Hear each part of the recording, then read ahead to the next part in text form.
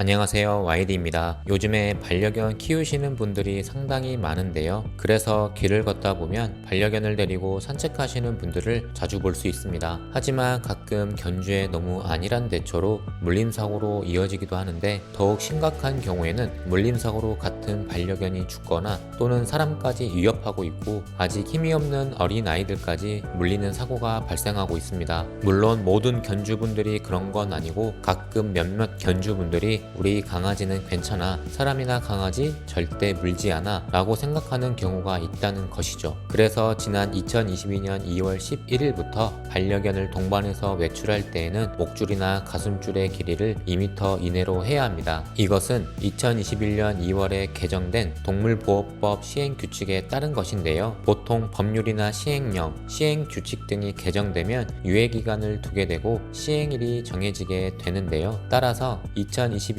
2월에 개정된 시행규칙이 2022년 2월부터 적용되어 시행되었습니다. 동물보호법 제12조 1항에 따르면 소유자 등은 등록대상 동물을 동반하고 외출할 때에는 목줄 또는 가슴줄을 하거나 이동장치를 해야 한다. 다만 소유자 등이 원령이 3개월 미만이 등록대상 동물을 직접 안아서 외출하는 경우에는 해당 안전조치를 하지 않을 수 있다 라고 되어 있습니다. 그리고 이 항을 보면 제1항 본문에 따른 목줄 또는 가슴줄은 2m 이내의 길이여야 한다. 3항을 보시면 등록대상 동물의 소유자 등은 주택법 시행령 제2조 2호 및 제3호에 따른 다중주택 및 다가구 주택 같은 공동주택의 건물 내부의 공용 공간에서는 등록대상 동물을 직접 안거나 목줄의 목덜미 부분 또는 가슴줄의 손잡이 부분을 잡는 등 등록대상 동물이 이동할 수 없도록 안전조치를 해야 한다 라고 되어 있습니다. 자, 시행규칙에 따르면 반려견의 리드줄은 2m 이내여야 한다고 되어 있는데요. 지금까지 2m보다 긴 리드줄을 사용하셨거나 또는 자동줄을 사용하시는 견주분들도 많은데요. 이런 경우에는 기획재정부의 답변을 보면 전체 길이가 2m가 넘는 리드줄 등을 사용하더라도 줄을 손목에 감거나 줄을 고정시키는 등 실제 반려견과 사람 간 연결된 줄의 길이를 2m 이내로 유지하는 경우는 안전조치 규정을 준수한 것으로 본다라고 되어 있습니다. 그런데 아직까지 이런 시행규칙을 잘 모르고 계시는 견주분들이 생각보다 많은 것 같은데요. 2022년 2월 11일부터 리드줄 2m 이내 규정을 지키지 않을 경우에, 즉 안전조치를 하지 않았을 때 반려견 단속반에 적발되는 경우에는 20만원의 과태료를 내야 하는데요.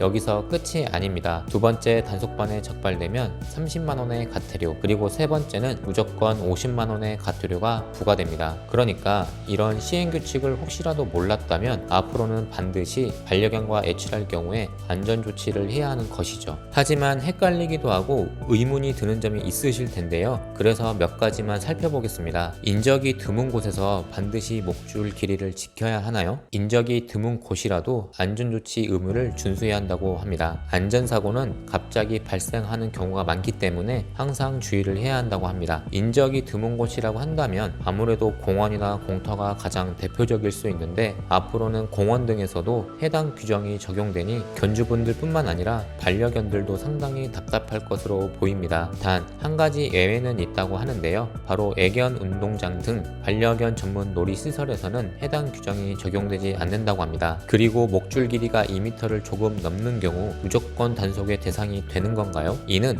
의무 위반 대상이 될 수 있다고 하는데요. 반려견과 사람 간 연결된 줄의 길이가 2m를 넘는 경우 안전조치 의무를 위반한 사항이며, 위반한 경우에는 50만원 이하의 과태료가 부과될 수 있다라고 되어 있습니다. 하지만 해당 사항은 저도 조금 납득이 안 되고 객관적인 판단이 어려울 것 같다라는 생각이 들게 만드는데요. 그렇다면 앞으로 견주분들께서는 산책을 할 때 줄자라도 챙겨 나가야 할, 그리고 아파트나 빌라에 거주하시는 분들이라면 꼭 주의 깊게 보셔야 할 부분이 있습니다. 앞서 시행규칙을 언급했을 때 눈치채신 분들도 있으실 것 같은데, 주택법 시행령 제2조 제2호 및 제3호에 따른 다중주택, 다가구 주택 같은 공동주택의 건물 내부의 공용공간에서는 반려견을 직접 안거나 목줄의 목덜미 부분 또는 가슴줄의 손잡이 부분을 잡는 등 반려견이 위협적인 행동 등을 할 수 없도록 안전조치를 해야 한다는 것인데요. 즉 엘리베이터 안이나 계단 등 누구나 이용할 수 있는 공용공간에서는 반려견이 위협적인 행동 등을 할 수 없도록 안전조치를 해야 합니다. 이것은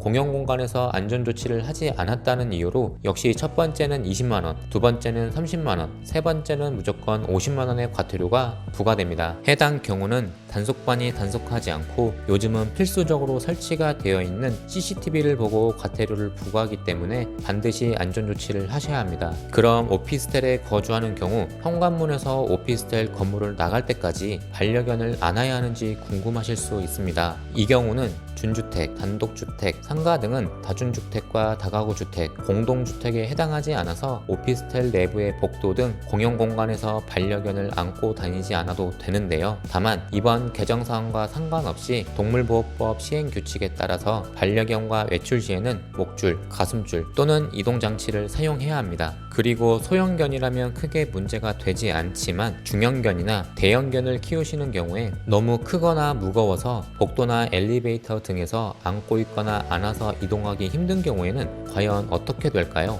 엘리베이터에서 반려견을 안고 있기 힘든 경우에는 허리를 굽혀 안거나 목걸이, 하네스를 잡는 등 동물을 통제하여 이동할 수 없도록 조치해야 한다고 하는데요. 공용공간에서 부득이하게 사람과 동물의 이동이 필요한 경우에는 보행이 가능한 수준에서 목줄이나 가슴줄 길이를 최소화하여 수직으로 유지하는 등 동물이 위협적인 행동 등을 할 수 없도록 통제한다면 해당 안전조치 규정을 준수한 것으로 본다고 합니다. 아무래도 최근까지 개 물림 사고가 많이 보도되기도 했고 사람과 강아지와 강아지 사고도 많이 있었기 때문에 서로의 안전을 위해서 법적으로 안전조치를 하는 것이라고 생각이 되는데요. 그리고 이런 시행 규칙 때문에 신고 포상금을 받을 수 있지 않을까 하는, 즉 개파라치를 생각하시는 분들이라면 신고 포상금 제도는 없어졌으니 참고하시길 바랍니다. 자, 그럼 반려견의 과태료에 대한 부분을 정리해보면 정해진 기간 내에 신고를 하지 아니한 소유자, 변경 신고를 하지 아니한 소유권을 이전받은 자는 50만원 이하의 과태료가 부과됩니다. 그리고 인식표 미부착의 경우에는